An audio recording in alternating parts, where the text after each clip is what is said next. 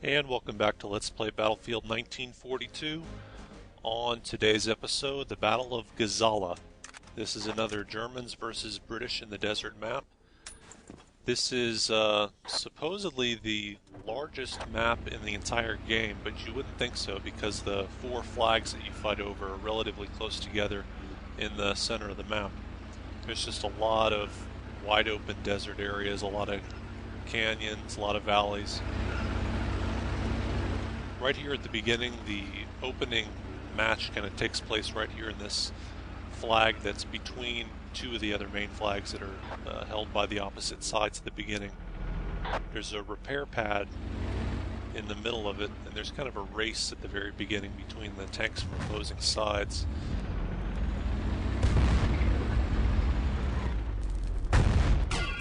And looks like the other guy got better timing on the cannon shots, I guess.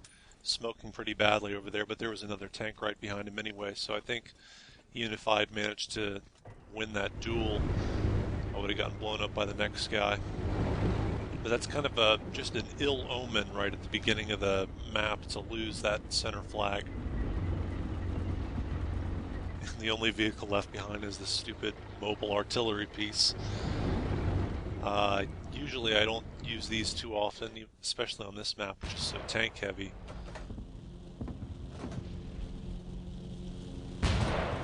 Try to avoid team killing my fellow tank there. I got 2 kills, so the mobile artillery proved itself somewhat useful here. But it's just difficult moving around on the terrain with these things. And I think that's the last I'm going to use the mobile artillery for.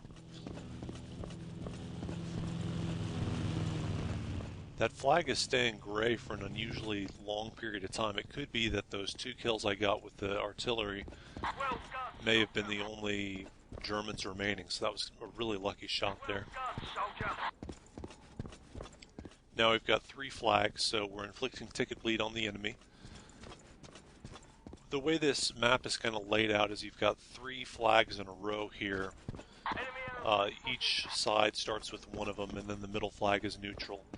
And then further to the north, there's an additional flag, which is also neutral, and that's the one with the anti-aircraft batteries. See if I can lay a trap for the hostile tank that looked like it was coming in the distance. There are a lot of good places to hide at the center flag. A lot of traps that the engineers can set, especially putting landmines on the repair pad.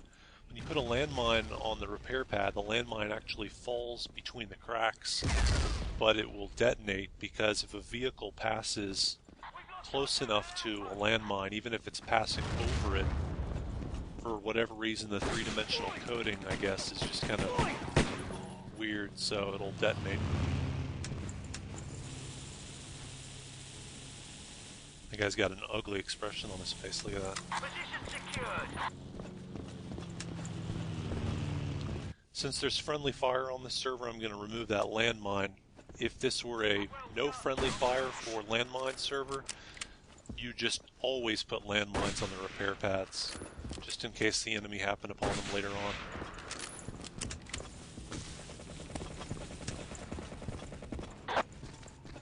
I guess the friendly infantry there didn't need my help. I think I landed a hit with my engineer rifle.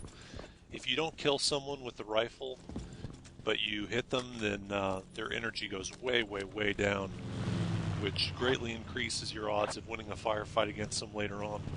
Position secured. It's always kind of tricky on this map to remain relevant when you're not in an airplane or a tank. There's so many wide open spaces, very little cover to advance from behind. So it's difficult for infantry out in the open to survive. Anytime a hostile tank or even a plane sees you, you're just dead meat. Enemy aeroplane spotted. And as for me, I don't have a vehicle for the moment, so I'm going to scrounge around, try to get at least a Jeep or something just to get wheels. Requesting reinforcements. But we're bleeding the enemy, even with 3 of the flags there at the neutral. Earlier we had all 4 flags, and that really puts the other side in a terrible position, especially on this map, because if you get stuck in your main base, as you can see on the map, is just so far away from the rest of the flags that it's just very difficult to break away from it if you get camped in, especially if the air power on the other side is overwhelming.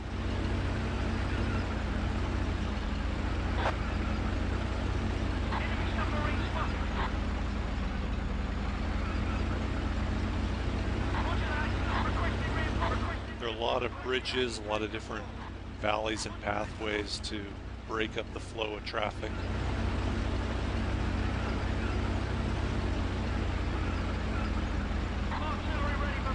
These huts and things over here are a good position for engineers setting up traps again, and they often have ammo crates, I guess, to help you reload your landmines or whatever. And some good timing over here. That guy got stuck with the landmines right ahead of him and didn't see me coming at all, but I gotta watch out for those landmines myself. Fortunately, you can stay within the capture radius just outside these sandbags, which is useful if you're on the attack as well. Alright, so now we've got another opportunity to camp in the enemy in their main base because they have none of the flags.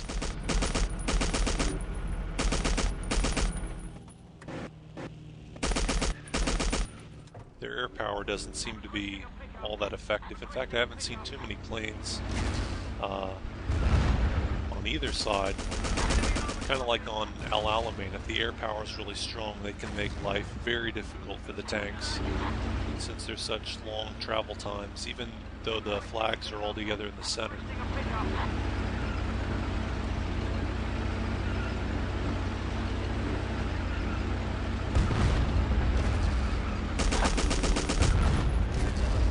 That Jeep is headed toward an indirect route to the flag that the Germans start out with at the beginning. They have to navigate a lot of valleys to get over there. Normally the Germans will go straight toward the flag I just came from.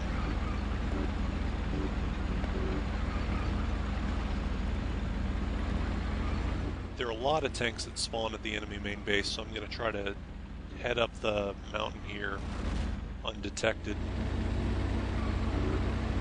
This is a bunker, a little bit off the beaten path. It's got an anti-aircraft gun and a ammo crate. Very unusual for the Axis to ever make use of it, but if they get camped in by airplanes a lot, it's possible that they could try to use that to attack the planes.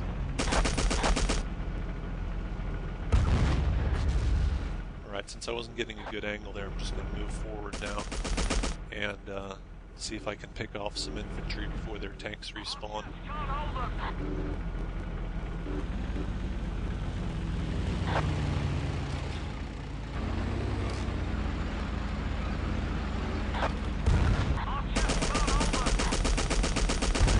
This map can be extremely painful if you're stuck in your main base. I've seen entire rounds where people just can't seem to make it out.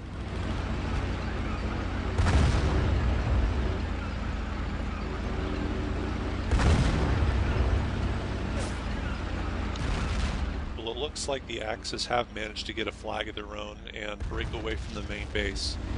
So stay tuned for part 2.